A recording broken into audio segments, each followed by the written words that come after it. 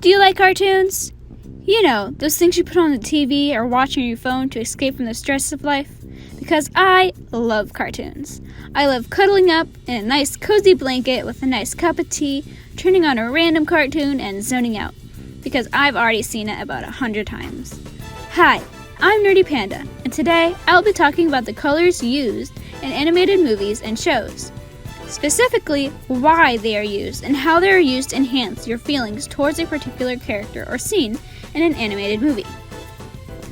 Take a look at the Beast from Disney's 1991 version of Beauty and the Beast. He looks mean, scary, and angry. Why? Is it because he has a constant scowl on his face? Is it because he's constantly yelling? Or is it because of his cloak? Now you might be thinking, Nerdy Panda, what does the color of his cloak have to do with anything about how mean and scary he looks? Good question. Glad you asked. If you look at his cloak here, you can see that it is red. His cloak is also red in the stained glass panels at the beginning of the movie, before he gets turned into the Beast. But why? What does the color of his cloak have to do with anything?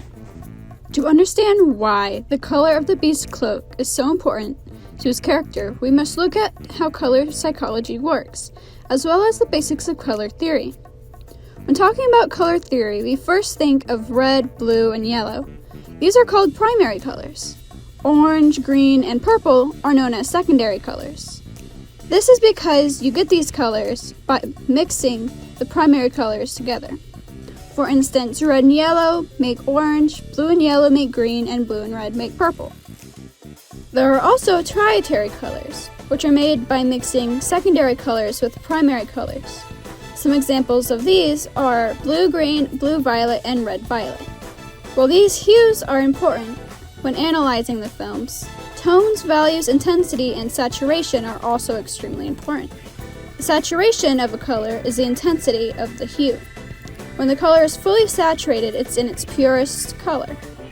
The primary colors are considered fully saturated because they are in their purest quality.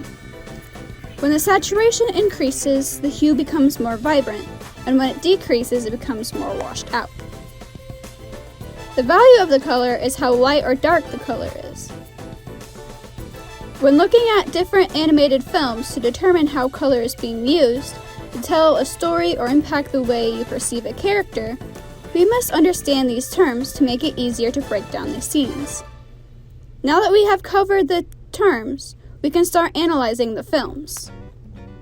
While each color is associated with different emotions and feelings, for instance, red is often associated with energy, danger, strength, anger, as well as passion and love.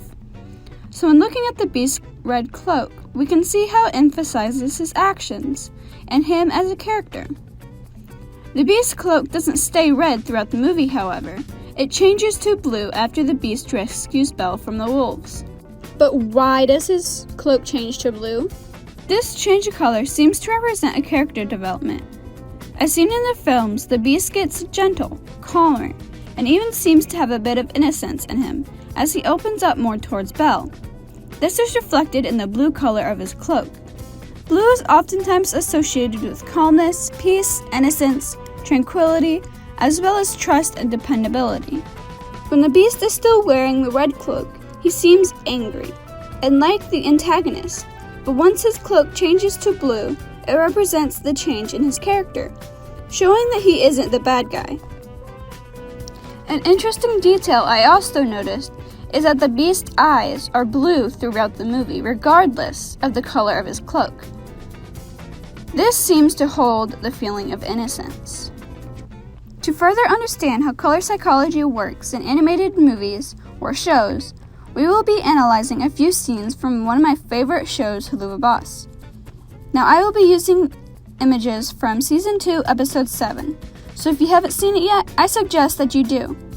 I won't be going too in-depth about the storyline, and will be mostly focusing on how colors are being used in these selected images. However, I'm still going to give a spoiler warning.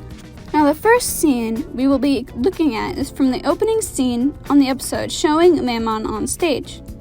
This scene is made up of mostly greens, representing the fact that they are in the greed ring. Green is commonly associated with money, possessiveness, envy, and of course, greed. There are variations of purple that help outline and make certain shots pop. An example of this is the speakers on stage and the purple-pink ring around Mammon's neon light. The small bits of purple help to make the scene a bit cleaner and make the scene not seem too overpowering with all of the green. Purple is also known as a split complementary color to green. This makes it look a lot more appealing to the eye. The color saturation in this scene is extremely high, giving neon purples, pinks, and greens. This high saturation gives the idea of high energy and excitement. The second scene we will be analyzing is also from the beginning of the episode, showing a younger Blitz and Fizzaroli cheering along with other imps in the crowd. This scene is mostly made up of red, with green being an accent color, giving a contrast to Mammon in the previous scene, who is all green with purple accent colors. This gives the impression that Mammon might be a bit of an antagonistic character further into the episode. The red in this scene gives it energy, and the green just helps to balance out the red color from being too overwhelming. Previously, I have stated that green is associated with money, possessiveness, envy, and greed. However, these are only the negative feelings that green can convey. Green can also convey feelings of harmony, tranquility, peace, stability, growth, optimism, and balance. So in breaking down the colors, to get a sense of what they are trying to convey, we can tell that this scene is filled with high energy from all the reds, while still tying into the greed aspect since they are in the greed ring. The last scene I'll be going over is from the vanity scene. This scene, there are many pastel pinks, greens, and blues. These pastel colors have a lower saturation and a lighter tone. This is extremely important when analyzing the colors and their meanings, because a higher saturated pink has a slightly different feel than a lower saturated pink. The lower saturation in this scene can seem to indicate a more calming feeling in comparison to the high saturated colors that are more high energy. Pastel colors often represent a sense of calm and relaxation. Pink is commonly associated with love, but not to the same degree that red does. Pink represents a tender, trusting, and more intimate kind of love, rather than a passionate type of love that red can represent. Pink is also associated with innocence and optimism. While there are many positive aspects of pink represented, there are also negative aspects like weakness, vulnerability, and shallowness. In this scene, pink is being used to represent a tender and trusting sort of love, while also representing vulnerability. Pastel blue is usually associated with a calming color. It often represents feelings of aloofness, hopelessness, or sadness as well. In this case, the pastel blue color represents Fizzaroli feeling a sense of helplessness, even when Asmodeus is there trying to comfort him. Fizzaroli is mostly made up of these saturated pinks and blues, helping to tie into the fact that he feels overwhelmed, hopeless, and vulnerable. Whereas Asmodeus in this scene, his saturation is turned down a bit. Like Fizzaroli's, the colors have a much stronger hue.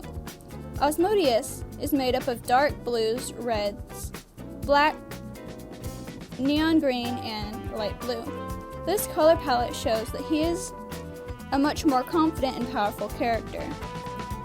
Just by looking at the color saturation and the colors used in the scene, we can tell that this is a very intimate and passionate moment between the two. Not in the sense of like lustful type of passion, but more in the realm of emotional passion.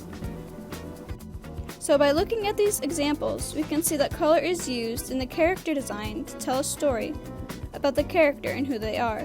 We can also see color, tone, and saturation are used to set a scene, to show and emphasize what's going on in that scene.